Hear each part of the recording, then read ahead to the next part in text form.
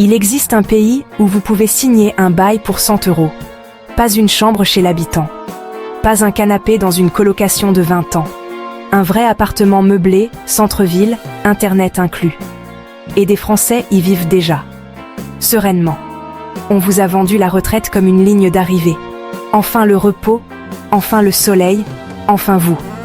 Sauf que personne ne vous a dit qu'à 1100 € de retraite, la ligne d'arrivée ressemble surtout à la porte d'un studio à Limoges avec des fenêtres qui ferment mal. Ce ne sont pas des pays inventés par un algorithme pour faire du clic.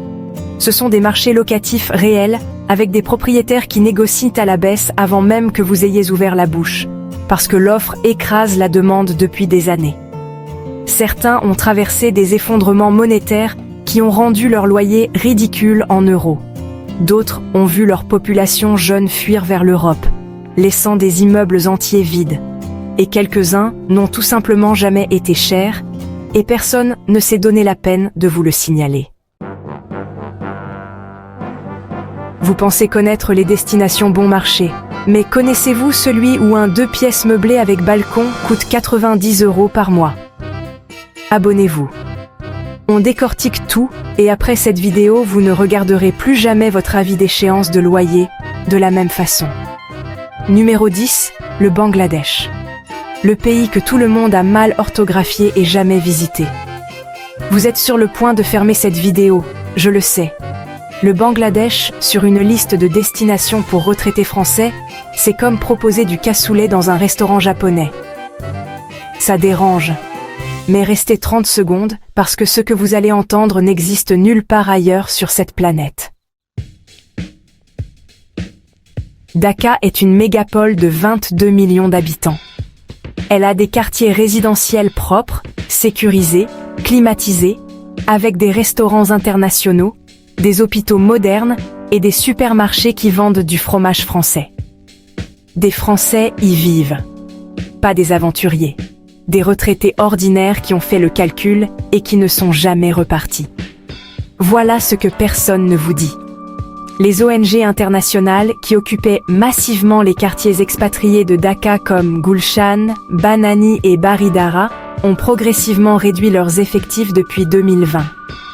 Des centaines d'appartements construits spécifiquement pour des cadres étrangers se retrouvent aujourd'hui vides. Les propriétaires qui touchaient 800 € par mois acceptent maintenant 150 €. Ils préfèrent un locataire stable qui paie en euros, plutôt qu'un appartement qui se dégrade dans le silence. Pour vous qui arrivez avec une retraite française, c'est une anomalie économique temporaire. Ces prix ne dureront pas. Le Bangladesh affiche une croissance de 6% par an depuis une décennie. La gentrification arrive. Mais elle n'est pas encore là. Les chiffres maintenant. Un appartement meublé de 75 à 90 mètres carrés dans les quartiers expatriés de Dhaka se loue entre 90 et 160 € par mois.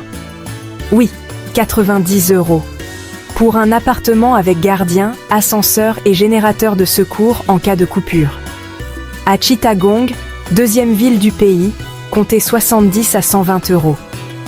Le coût de la vie global est environ 82% inférieur à la France. Un repas complet dans un restaurant local revient à 1,50 €. Une course en rickshaw motorisé traverse la ville entière pour 50 centimes. L'Internet mobile illimité coûte 4 € par mois. Les charges d'un appartement totalisent 15 à 28 € mensuels. Une consultation chez un médecin privé anglophone revient à 5 €. Et l'anglais est largement parlé, ce qui change absolument tout pour un occidental qui débarque. L'avantage, un coût de vie parmi les plus bas de la planète, une population jeune et connectée l'anglais comme langue du quotidien dans les quartiers expatriés et un dépaysement total garanti. Le revers, le chaos urbain de Dhaka, est une réalité que vous ne pouvez pas ignorer. Les embouteillages sont légendaires. La mousson, entre juin et septembre, transforme certaines rues en rivières, et la chaleur humide d'avril à octobre n'est pas faite pour tout le monde. Un expatrié français à Dhaka a écrit sur un forum en 2025. Quand j'ai annoncé à ma famille que je payais 110 € de loyer pour un 80 mètres carrés avec gardien 24 heures sur 24 et groupe électrogène, ils ont cru que je vivais dans un bidonville. Quand ils ont vu les photos, ils ont demandé comment réserver.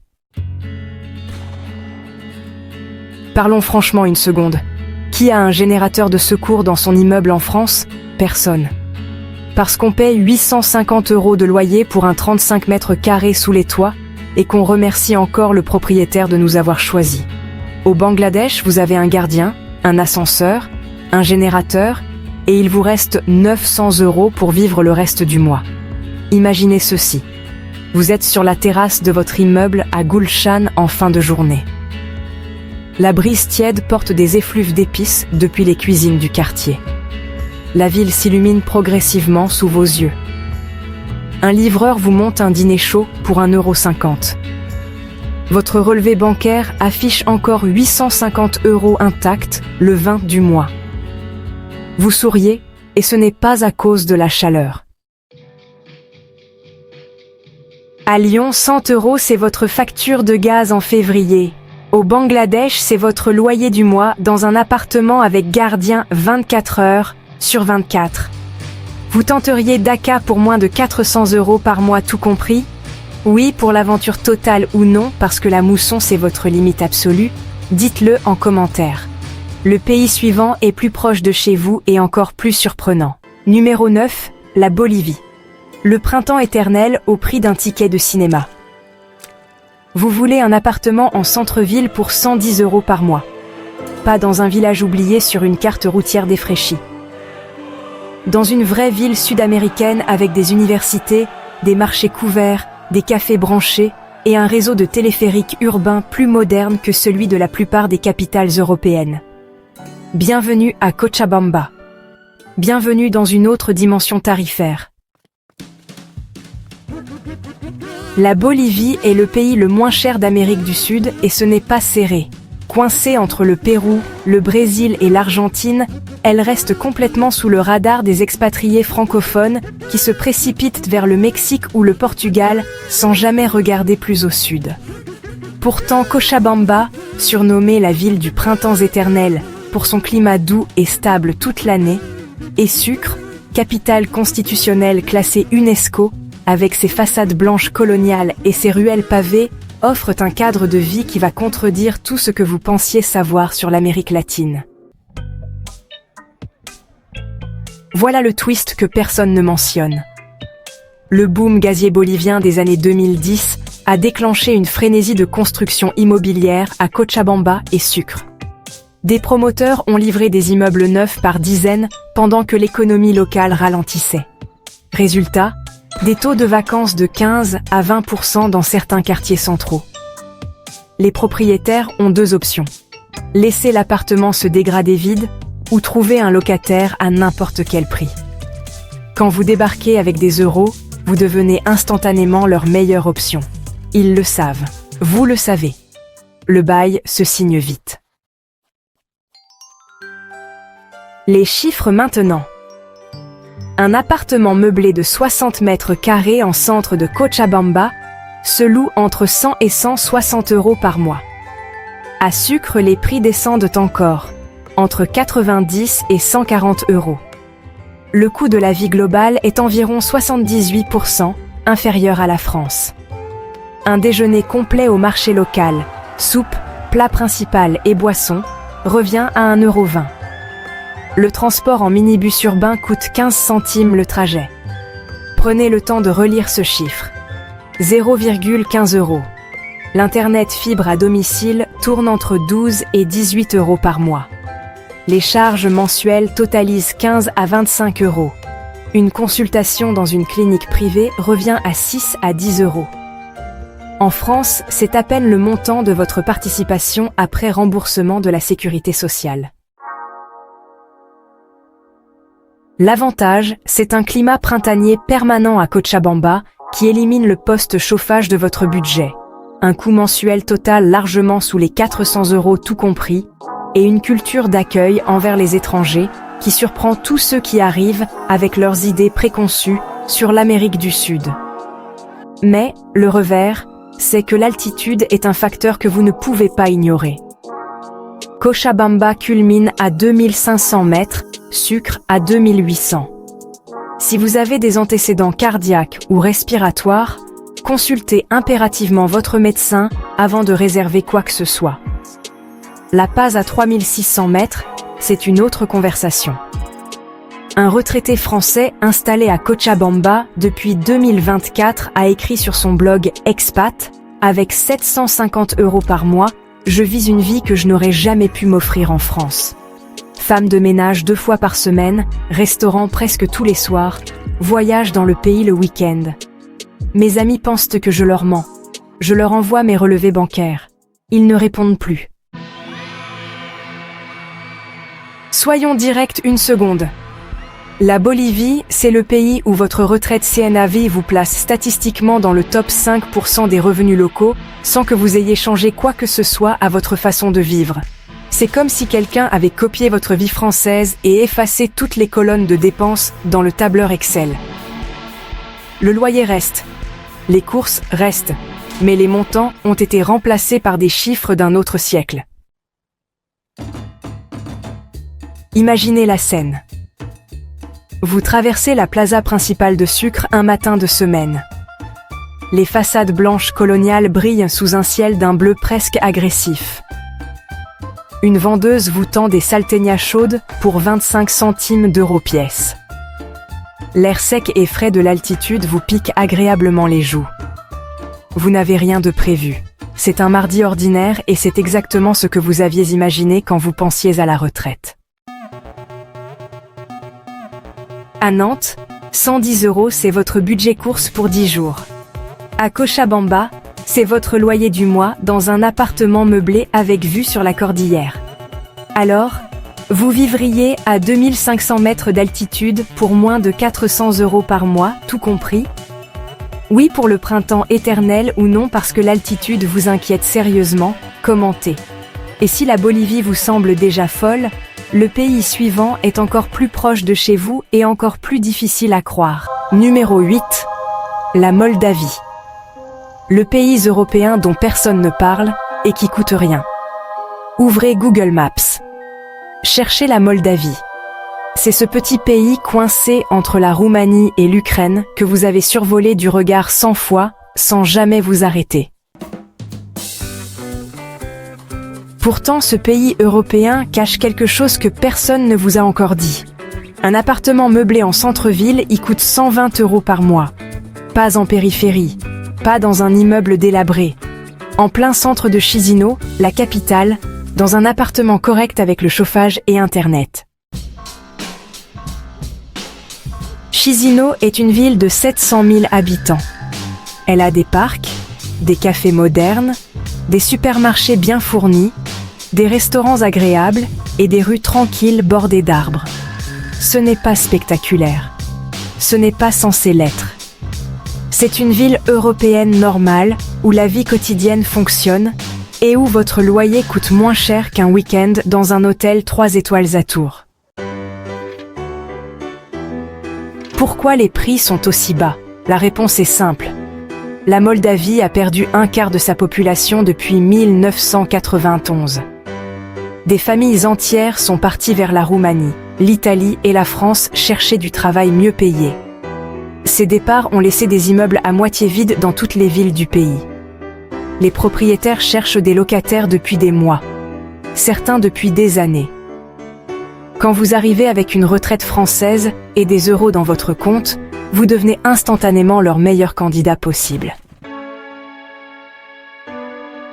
Voilà le détail que personne ne mentionne. La Moldavie a déposé sa candidature officielle à l'Union européenne en 2022. Le pays se modernise progressivement. Les routes s'améliorent. Les lois se rapprochent des standards européens. Mais les loyers n'ont pas encore bougé. C'est exactement la situation que vivait le Portugal au début des années 2000, avant que tout le monde ne s'y précipite et que les prix ne triplent. La fenêtre est ouverte aujourd'hui. Elle ne le sera pas indéfiniment. Les chiffres maintenant. Un appartement meublé de 55 à 65 mètres carrés en centre de Chisinau se loue entre 110 et 170 € par mois. Dans les petites villes comme Balti ou Kaul, les prix descendent entre 70 et 110 €. La vie quotidienne coûte environ 72% moins cher qu'en France. Un repas au restaurant revient à 5 €. Une bouteille de vin moldave coûte 3 € en épicerie. Et ce vin est bon. Vraiment bon. La Moldavie produit plus de vin par habitant que presque n'importe quel autre pays au monde, et personne ne le sait encore en dehors des amateurs éclairés. L'Internet fibre coûte 7 € par mois, avec un débit parmi les meilleurs d'Europe. Les charges mensuelles tournent entre 30 et 50 €. Le roumain est la langue officielle, mais le français et l'anglais suffisent largement pour se débrouiller au quotidien. Les points positifs d'abord. Vous êtes en Europe. Vous avez des droits, une sécurité juridique qui progresse avec le processus d'adhésion et des voisins qui parlent une langue latine proche du français. Votre budget mensuel total tourne autour de 500 € tout compris. Les points négatifs maintenant parce que l'honnêteté c'est important. L'hiver moldave est froid. Vraiment froid. Moins 15 degrés en janvier n'est pas rare et votre facture de chauffage sera votre principal poste de dépense pendant 4 mois. Les hôpitaux publics restent en dessous des standards français. Et la Transnistrie, une région séparatiste pro-russe à l'est du pays, crée une instabilité géopolitique que vous devez prendre en compte avant de signer un bail. Ce qui me frappe avec la Moldavie, c'est ça. Ce n'est pas un pays exotique. Ce n'est pas une aventure extrême. C'est de l'Europe ordinaire avec des prix extraordinaires. Comme si quelqu'un avait pris une ville française moyenne, gardé tous les conforts et effacé 70% des prix sur toutes les étiquettes. Un soir de semaine à Chisinau. Vous êtes assis dans un restaurant du centre-ville. La salle est pleine de locaux. Une carafe de vin rouge arrive sur votre table. Le plat du jour sent bon. L'addition arrive. 14 € pour 2 personnes avec le vin.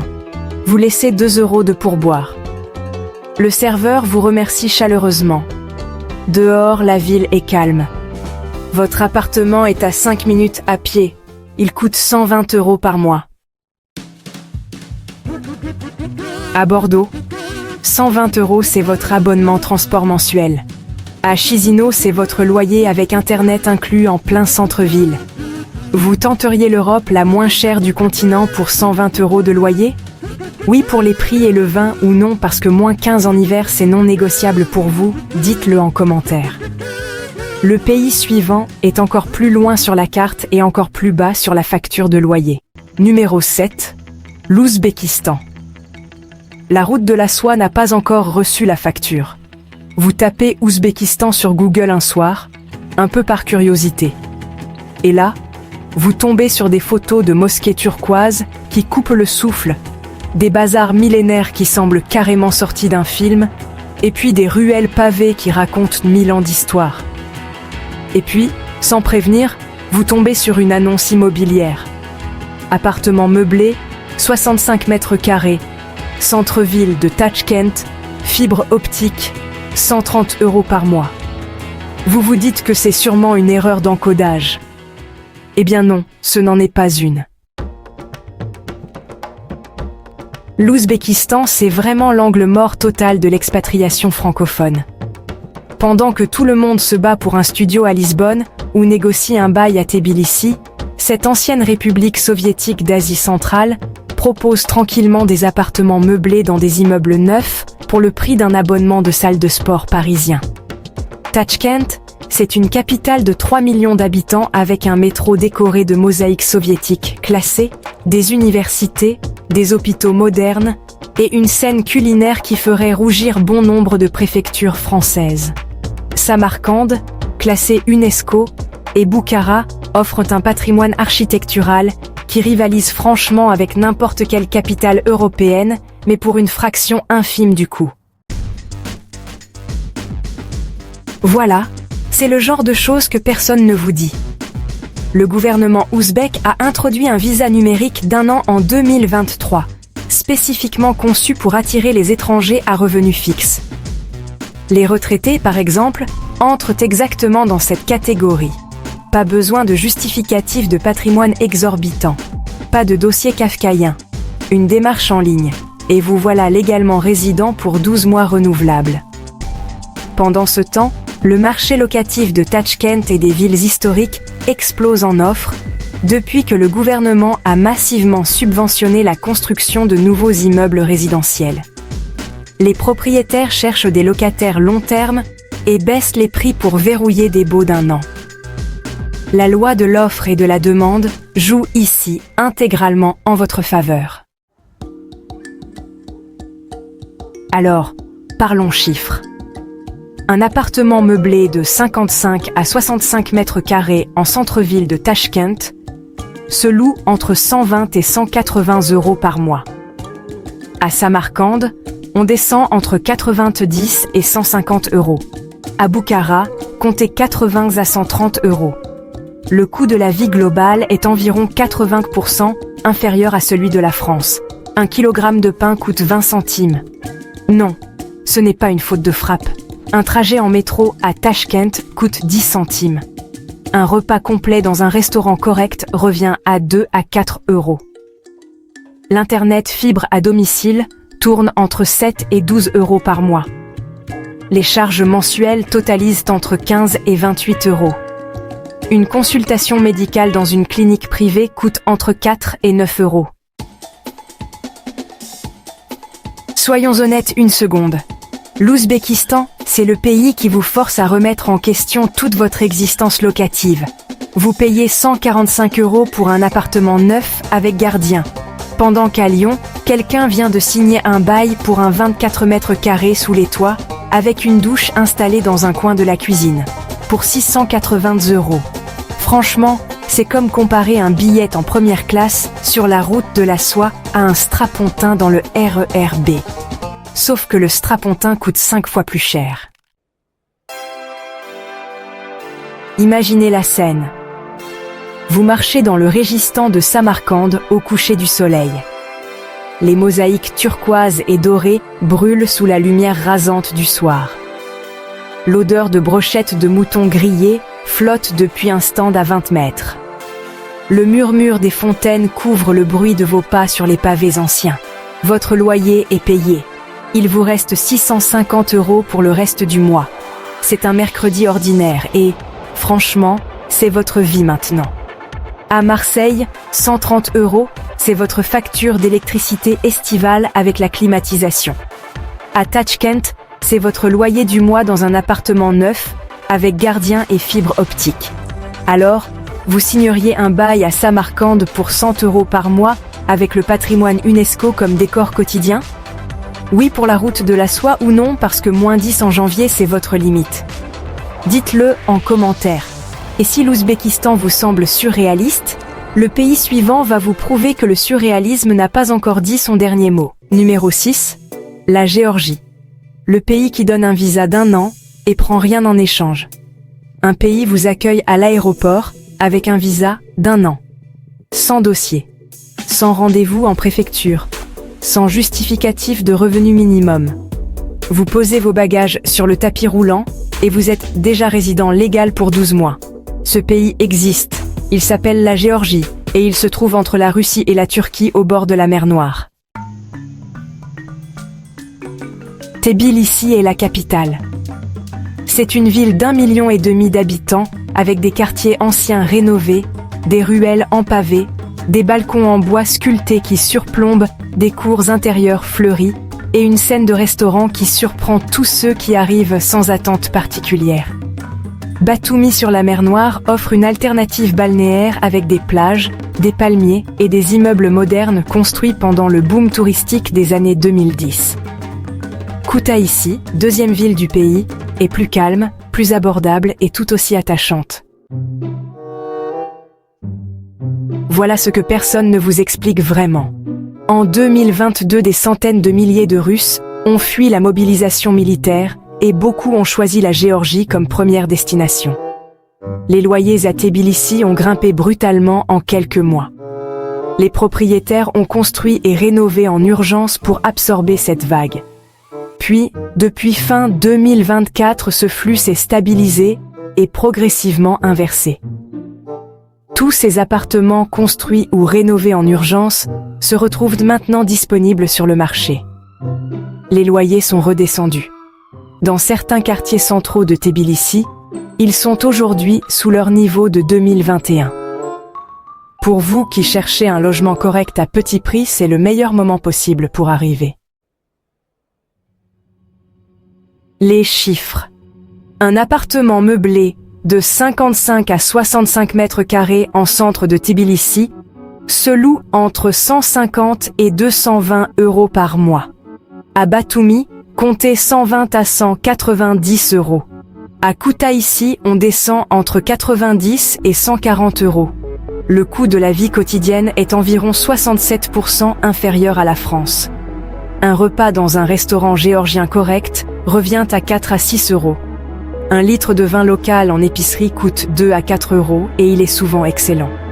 L'Internet fibre tourne entre 8 et 14 € par mois. Les charges mensuelles dépassent rarement 40 €. Les vols low cost depuis Paris ou Lyon vers Tbilissi se trouvent régulièrement entre 80 et 150 € aller simple. Et l'impôt sur le revenu pour les résidents étrangers est un taux fixe de 20%, sans tranche ni complications administratives. Alors, les avantages sont vraiment nombreux. Déjà, le visa automatique d'1 an, il est renouvelable sans avoir à quitter le pays, ce qui est franchement pratique. La gastronomie géorgienne, c'est une découverte permanente, avec des plats généreux, des saveurs uniques et des prix qui vont carrément vous faire oublier tous vos anciens restaurants parisiens. La communauté francophone à Tbilissi grandit chaque année, ce qui facilite pas mal l'intégration des nouveaux arrivants.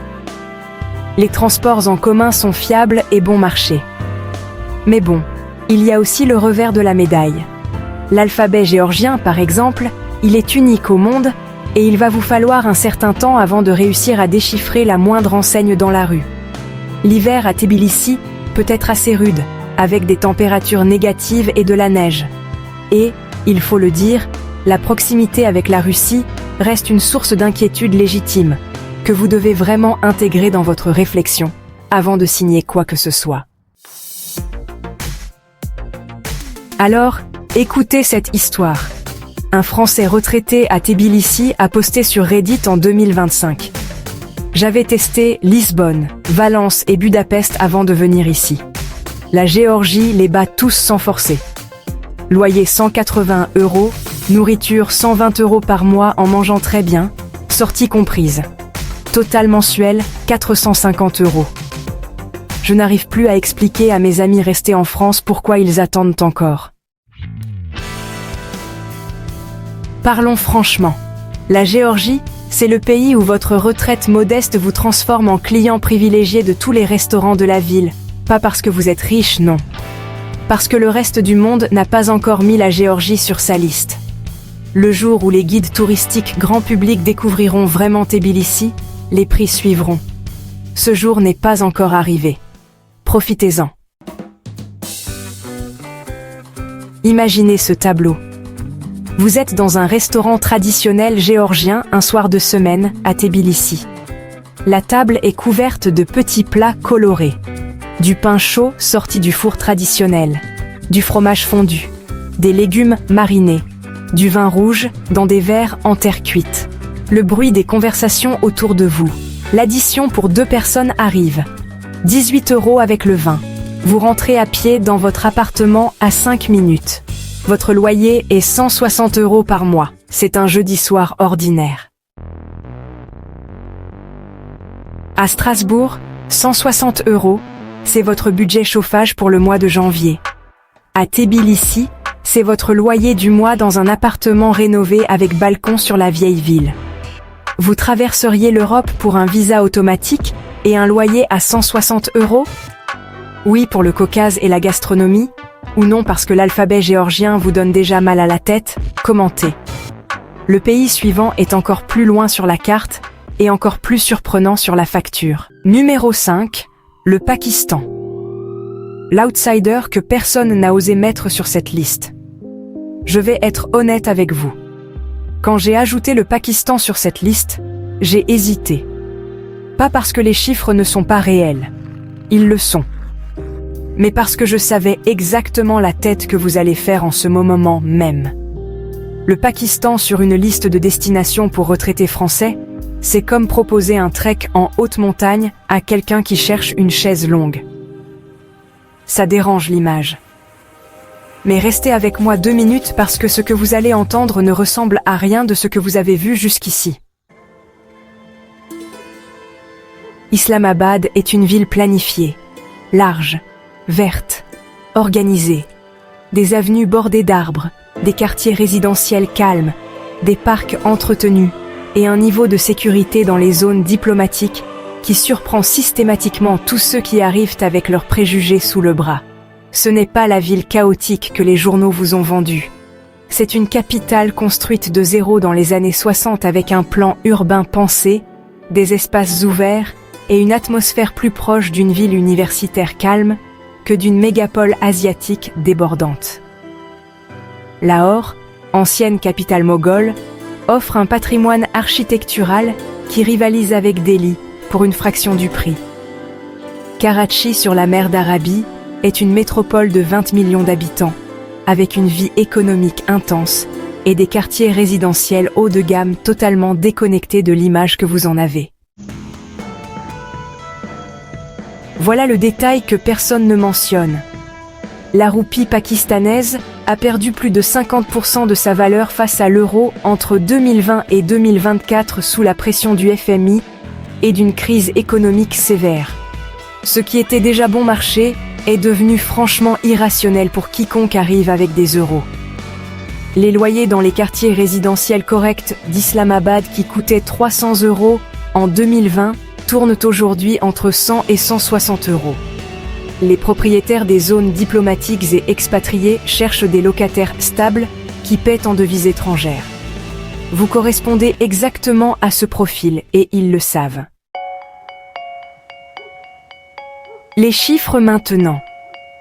Un appartement meublé de 70 à 85 mètres carrés dans les quartiers résidentiels calmes d'Islamabad se loue entre 100 et 170 € par mois.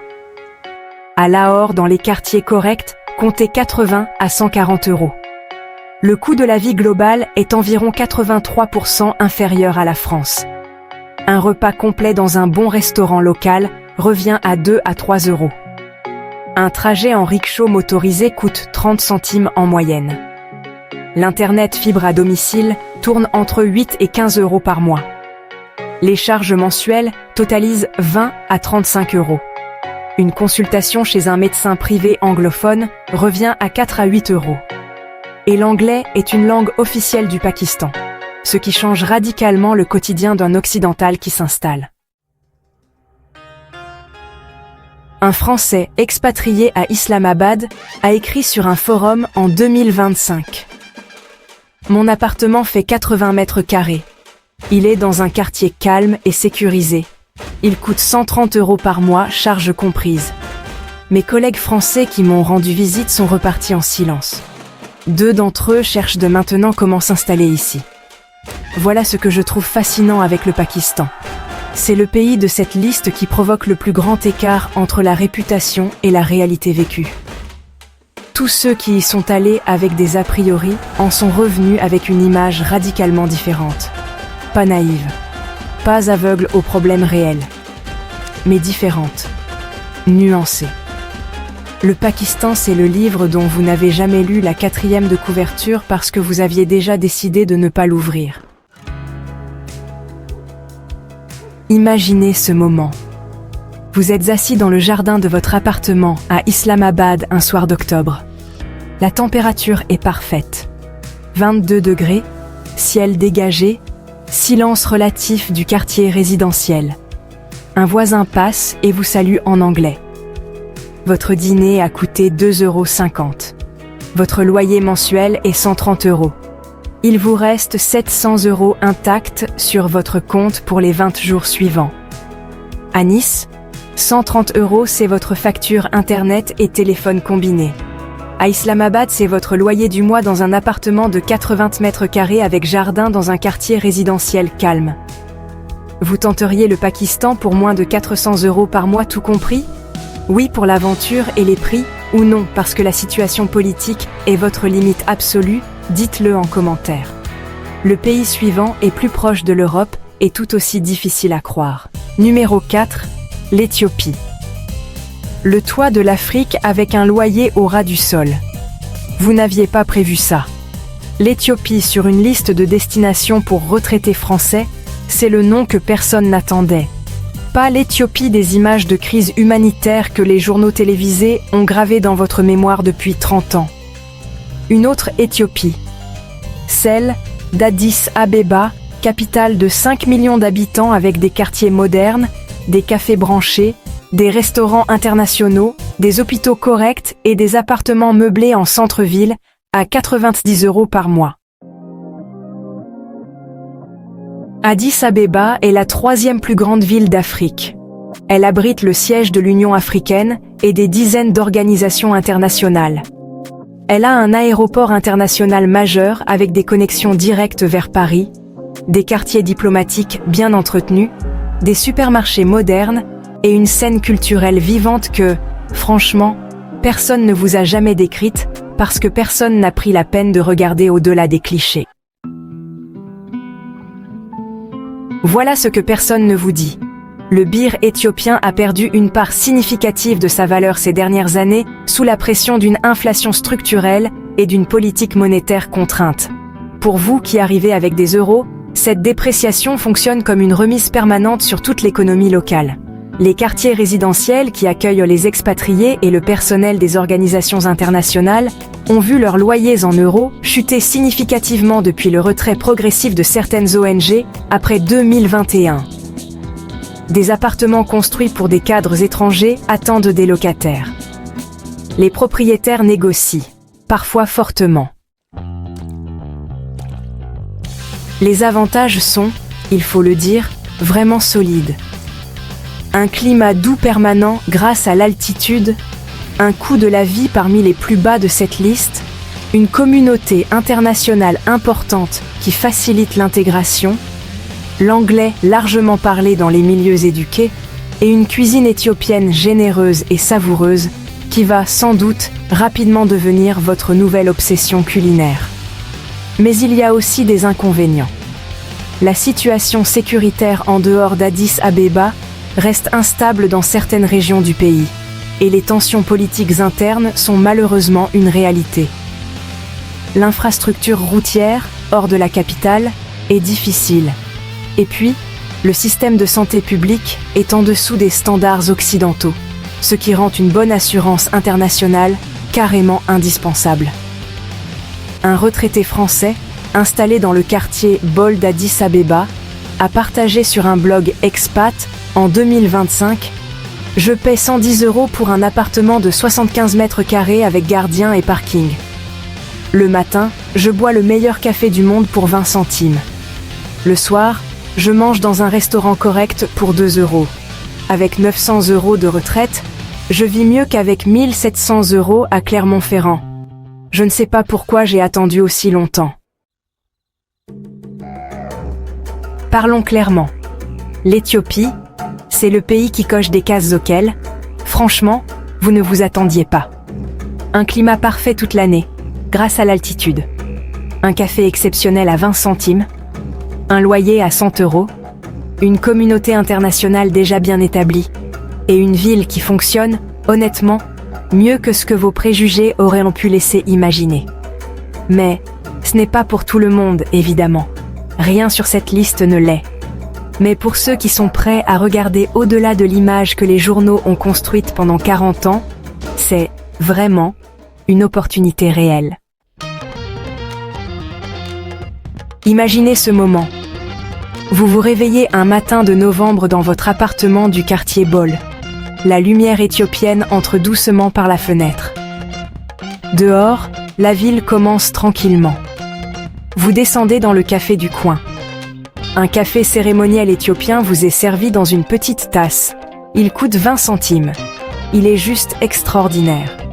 La température dehors est de 19 degrés. C'est novembre. Votre loyer mensuel est de 100 €. Votre prochain relevé bancaire va encore vous faire sourire. À Rennes, 100 €, c'est votre facture de téléphone mobile et Internet combiné. À Addis Abeba, c'est votre loyer du mois dans un appartement de 75 mètres carrés, avec gardien, dans un quartier résidentiel correct. Alors, vous tenteriez l'Afrique pour 100 € de loyer et le meilleur café du monde à 20 centimes? Oui, pour le climat et les prix, ou non, parce que l'instabilité régionale est votre limite? Dites-le en commentaire. Le pays suivant est sur un autre continent et encore plus bas sur la facture mensuelle. Numéro 3. Le Cambodge. L'Asie du Sud-Est qui n'a pas encore affiché ses nouveaux tarifs. Vous avez entendu parler de la Thaïlande. Vous avez entendu parler du Vietnam. Tout le monde en parle. Les blogs de voyage, les groupes Facebook d'expatriés, les vidéos YouTube de nomades digitaux bronzés. Et c'est précisément pour ça que les prix y ont grimpé. Pendant ce temps, le Cambodge est resté tranquillement dans son coin sans faire de bruit et sans augmenter ses loyers.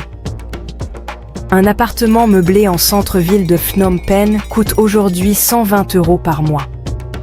Pendant que Chiang Mai et Hanoï se gentrifient à vitesse grand V, le Cambodge attend encore que quelqu'un frappe à sa porte. Phnom Penh est la capitale. C'est une ville de 2 millions d'habitants qui pousse rapidement, avec des quartiers modernes, des restaurants internationaux, des cafés climatisés, des hôpitaux privés corrects et un bord de fleuve aménagé où les expatriés se retrouvent le soir pour regarder le soleil descendre sur le Mékong. Siem Reap, la ville qui donne accès au temple d'Angkor, offre une alternative plus calme, avec des loyers encore plus bas, et un cadre de vie qui mélange patrimoine mondial et douceur de vivre asiatique. Kampot au bord de la mer est la troisième option. Petite ville coloniale paisible où le temps semble s'être arrêté et où les retraités étrangers représentent déjà une part significative de la population résidente. Voilà ce que personne ne vous explique vraiment. Le Cambodge utilise le dollar américain comme monnaie courante dans les transactions quotidiennes, ce qui élimine complètement le risque de change pour vous. Vous payez en dollars, vous pensez en euros, le taux est stable et prévisible. Par ailleurs, le gouvernement cambodgien a développé depuis 2020 un visa de retraite spécifique qui permet aux étrangers de plus de 55 ans de s'installer légalement avec un processus simple et des conditions financières accessibles. Pendant ce temps, la construction immobilière à Phnom Penh a explosé ces 5 dernières années, avec des immeubles neufs livrés en masse sur un marché qui n'absorbe pas tout. Les propriétaires cherchent des locataires stables. Vous arrivez au bon moment. Alors, parlons un peu des chiffres. Un appartement meublé de 55 à 70 mètres carrés en centre de Phnom Penh se loue entre 100 et 170 € par mois. À Siem Reap, comptez entre 80 et 130 €. À Kampot, on descend même entre 60 et 110 €.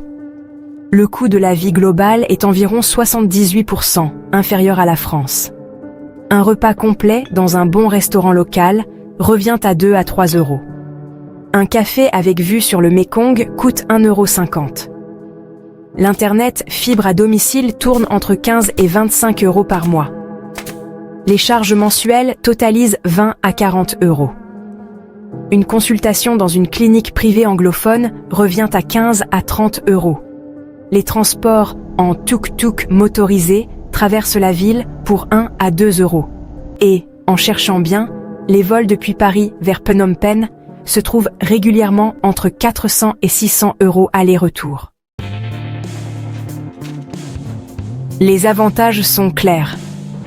Un visa retraite accessible, une monnaie stable en dollars, un anglais largement parlé dans tous les secteurs de services, une communauté francophone historiquement établie au Cambodge depuis les liens avec la France, et une cuisine khmer généreuse et savoureuse à des prix qui font sourire. Mais il y a aussi quelques inconvénients.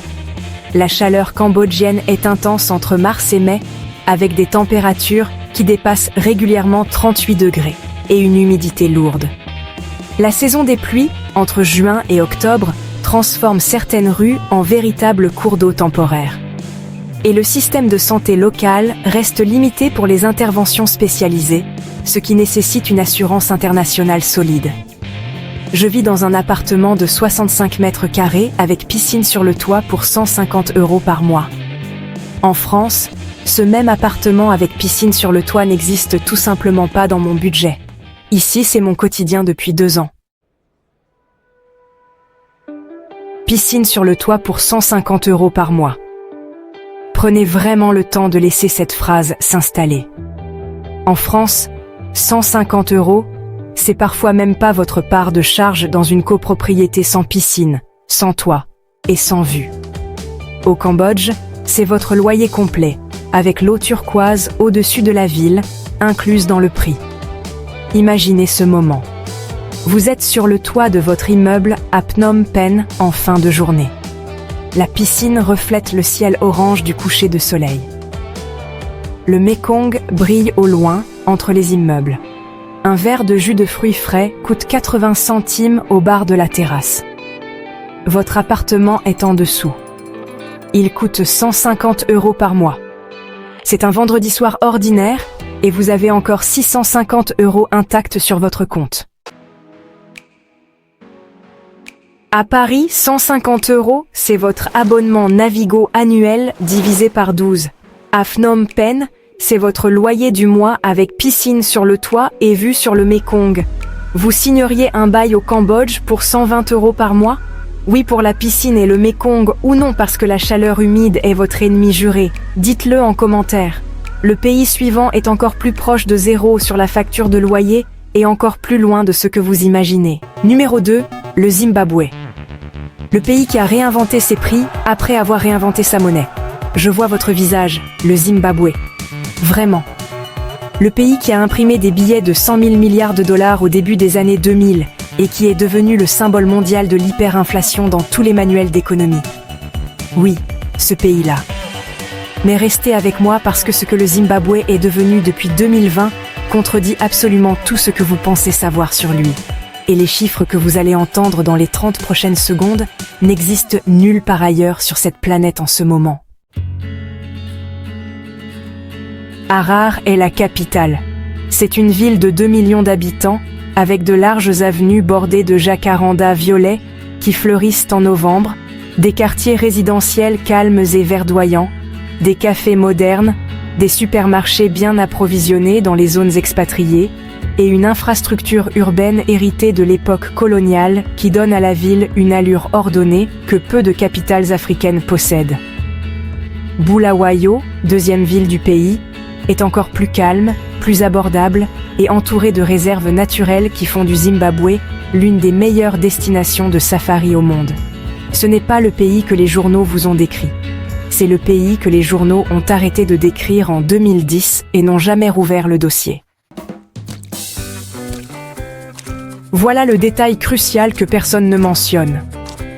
Le Zimbabwe a abandonné sa monnaie locale désastreuse et utilise désormais le dollar américain comme monnaie officielle depuis 2009. Cette dollarisation a apporté une stabilité monétaire réelle, que le pays n'avait pas connue depuis des décennies. Pour vous qui arrivez avec des euros, le taux de change dollar-euro est prévisible et stable. Par ailleurs, l'effondrement économique des années 2000 a provoqué un exode massif de la population zimbabwéenne vers l'Afrique du Sud, le Royaume-Uni et l'Australie. Cet exode a laissé un parc immobilier considérable dans les quartiers résidentiels de Harare, avec des maisons et des appartements vides que les propriétaires louent à des prix très bas pour éviter la dégradation des biens. Les chiffres, maintenant. Un appartement meublé de 65 à 80 mètres carrés dans les quartiers résidentiels corrects de Harare comme Avondale Belgravia ou Milton Park se loue entre 80 et 150 € par mois. Certaines maisons avec jardin dans ces mêmes quartiers se louent entre 150 et 250 € mensuels. À Bulawayo, les prix descendent encore, entre 60 et 120 €. Le coût de la vie globale est environ 75% inférieur à la France pour les produits locaux. Un repas dans un restaurant local correct revient à 2 à 4 €. Les marchés locaux proposent des fruits et légumes frais à des prix très bas. L'Internet fibre se développe rapidement avec des abonnements entre 20 et 35 € par mois. Les charges mensuelles totalisent 25 à 45 €. Une consultation dans une clinique privée anglophone revient à 10 à 20 €. Et l'anglais est la langue officielle du Zimbabwe, ce qui élimine complètement la barrière linguistique du quotidien. Les avantages sont réels. L'anglais partout sans exception. Un climat agréable à Harare grâce à l'altitude de 1500 mètres, avec des températures douces toute l'année, des espaces verts immenses, une proximité avec des parcs naturels extraordinaires comme Hwange et les chutes Victoria, et une stabilité monétaire en dollars qui protège votre budget des fluctuations. Les inconvénients maintenant, parce que l'honnêteté s'impose toujours. L'infrastructure électrique zimbabwéenne est défaillante avec des coupures de courant fréquentes, appelées load shedding, qui peuvent durer plusieurs heures par jour. Le système de santé publique est en mauvais état et une assurance internationale solide est absolument indispensable. Et la situation politique reste fragile avec une incertitude institutionnelle qui pèse sur le long terme. Ce qui me frappe avec le Zimbabwe, c'est cette ironie historique totale. Le pays qui est devenu le symbole mondial de la monnaie qui ne vaut rien, est aujourd'hui un des endroits où votre euro vaut le plus. C'est le retournement économique le plus spectaculaire de cette liste. Comme si le pays avait touché le fond si profondément qu'il a rebondi dans une direction que personne n'avait anticipée. Imaginez ce tableau. Vous êtes assis sur la terrasse de votre maison, louée à Harare, un soir d'avril. Le jardin est vert et calme. Des jacarandas violets bordent la rue devant vous. L'air frais de l'altitude remplace la climatisation. Un verre de vin sud-africain acheté au supermarché du coin coûte 1,50 €. Votre loyer mensuel est 120 €. Le ciel au-dessus de vous est rempli d'étoiles que la pollution lumineuse parisienne vous avait fait oublier depuis 20 ans. À Bordeaux, 120 €, c'est votre facture de gaz en hiver. Au Zimbabwe, c'est votre loyer du mois dans une maison avec jardin dans un quartier résidentiel calme et verdoyant. Vous tenteriez le Zimbabwe pour une maison avec jardin à 120 € par mois ? Oui pour le jardin et les étoiles ou non parce que les coupures de courant quotidiennes sont votre limite absolue ? Dites-le en commentaire. Le pays numéro 1 va clore cette liste avec les prix les plus bas et l'argument le plus difficile à ignorer. Numéro 1, le Kirghizistan. Le pays qui a gagné cette liste sans même essayer. On y est. Le numéro 1. Et je vais être complètement transparent avec vous. Quand j'ai commencé à compiler les données pour cette vidéo, je n'avais pas prévu que le Kirghizistan terminerait en tête. Pas parce que les chiffres ne sont pas là. Ils sont là. Mais parce que c'est le pays de cette liste dont le nom provoque le plus grand silence dans une conversation. Vous le dites à voix haute et les gens vous regardent comme si vous aviez inventé un mot. Pourtant, ce petit pays d'Asie centrale coincé entre la Chine et le Kazakhstan est en train de devenir discrètement la destination la plus abordable du monde pour un occidental avec une retraite en euros. Bichkek est la capitale. 2 millions d'habitants. Des avenues larges héritées de l'urbanisme soviétique. Des parcs immenses. Des marchés colorés. Des cafés modernes qui ont poussé dans les anciens bâtiments soviétiques rénovés et des montagnes enneigées visibles depuis le centre-ville par temps clair. C'est une ville qui fonctionne, qui a un réseau de transport, des universités, des hôpitaux, des supermarchés et une vie culturelle réelle. Ce n'est pas une ville de passage. C'est une ville où des gens vivent, travaillent et s'installent. Et depuis 2022, des étrangers à revenus fixes en euros rejoignent progressivement cette liste. Voilà ce que personne ne vous dit. Le Kirghizistan a introduit un système de visa simplifié qui permet aux ressortissants français de séjourner jusqu'à 60 jours sans visa et d'obtenir un permis de séjour annuel avec des démarches administratives légères comparées à la plupart des destinations de cette liste. Par ailleurs, Bichkek a connu un afflux modéré de travailleurs à distance russe depuis 2022, ce qui a légèrement fait monter certains loyers dans les quartiers centraux. Mais contrairement à la Géorgie, cet afflux n'a jamais atteint une masse critique suffisante pour bouleverser le marché. Les loyers sont restés bas, très bas. Et dans les quartiers péricentraux et les villes secondaires comme Osh, ils n'ont quasiment pas bougé depuis 5 ans. Les chiffres maintenant. Un appartement meublé de 55 à 70 mètres carrés en centre de Bichkek se loue entre 80 et 140 € par mois. Dans les quartiers périphériques corrects, comptez 60 à 100 €. À Osh, deuxième ville du pays, on descend entre 50 et 90 €. Le coût de la vie global est environ 84% inférieur à la France. C'est le chiffre le plus élevé de cette liste. Un repas complet dans un restaurant local correct revient à 1,50 € à 2,50 €. Un trajet en minibus urbain coûte 12 centimes. L'Internet fibre à domicile tourne entre 6 et 10 € par mois. Les charges mensuelles totalisent 15 à 30 €. Une consultation médicale dans une clinique privée revient à 5 à 10 €. Un mois de vie complet à Bichkek en vivant correctement sans se priver tourne autour de 300 à 380 € tout compris. Loyer, nourriture, transport, sorties, tout. Les avantages sont uniques sur cette liste. Le coût mensuel total le plus bas de toutes les destinations présentées aujourd'hui, des paysages naturels d'une beauté brutale avec les montagnes Tian Shan à portée de week-end, une sécurité personnelle élevée à Bichkek qui surprend tous les nouveaux arrivants et une communauté de nomades digitaux et d'expatriés occidentaux en croissance rapide qui facilite les premiers mois. Les inconvénients maintenant. L'hiver kirghize est rude, avec des températures qui descendent régulièrement à -20 à Bichkek entre décembre et février. Le russe est indispensable dans la vie quotidienne car l'anglais reste très limité en dehors des cercles expatriés. Le système de santé publique est insuffisant et une assurance internationale est non négociable. Et l'isolement géographique peut peser sur le moral des premiers mois si vous n'êtes pas préparé mentalement à la distance avec la France. Le Kirghizistan, c'est le pays numéro 1 de cette liste parce que les chiffres le justifient objectivement. 84% moins cher que la France. Loyer à 90 €. Budget total à 350 € par mois. Montagnes enneigées visibles depuis votre salon. Ce n'est pas pour tout le monde. Rien sur cette liste ne l'est. Mais pour ceux qui sont prêts à aller chercher vraiment loin ce que leur retraite mérite vraiment, c'est le ratio le plus délirant de la planète en ce moment. Imaginez ce moment.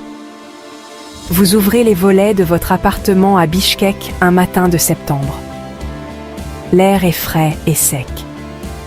Les montagnes Tian Shan se découpent dans un ciel parfaitement bleu à l'horizon. En bas dans la rue, un marché s'est installé depuis l'aube avec des étals de fruits, de légumes et d'épices à des prix qui vous font encore sourire après 6 mois. Votre café du matin a coûté 30 centimes. Votre loyer mensuel est 90 €. Il vous reste 260 € pour les 28 jours suivants et vous savez déjà que ce sera largement suffisant. À Marseille, 90 € c'est votre abonnement streaming mensuel combiné avec votre forfait téléphone. Au Kirghizistan, c'est votre loyer du mois dans un appartement correct en centre-ville avec les plus hautes montagnes d'Asie centrale comme panorama gratuit inclus. Vous signeriez un bail à Bichkek pour 90 € par mois avec 350 € de budget total mensuel? Oui pour les montagnes et les prix ou non, parce que -20 en janvier, c'est définitivement non pour vous. Dites-le en commentaire. Voilà, 10 pays, 10 marchés locatifs que personne ne vous a présentés ensemble avant aujourd'hui. Du Bangladesh au Kirghizistan, en passant par la Moldavie, le Zimbabwe et le Cambodge. Des destinations réelles avec des beaux signés, des propriétaires qui attendent et des Français qui vivent déjà là-bas, sans compter les jours jusqu'à la fin du mois. Ce que cette liste vous dit en réalité, c'est simple. Votre retraite française n'est pas petite, elle est mal placée géographiquement. Déplacez-la et tout change. Vous n'êtes pas obligé de choisir le Kirghizistan. Vous n'êtes pas obligé de choisir le Zimbabwe. Mais maintenant, vous savez que ces options existent, que les chiffres sont réels, et que des centaines de Français ont déjà fait le calcul avant vous et ne sont pas repartis. Abonnez-vous parce que la prochaine vidéo va encore plus loin. On décortique les démarches concrètes pour s'installer légalement dans chacune de ces destinations avec moins de 1 000 € de retraite. Partagez cette vidéo à quelqu'un qui mérite de savoir que son loyer français est une option et pas une obligation. Et dites-nous en commentaire quel pays de cette liste vous a le plus surpris. On lit tout.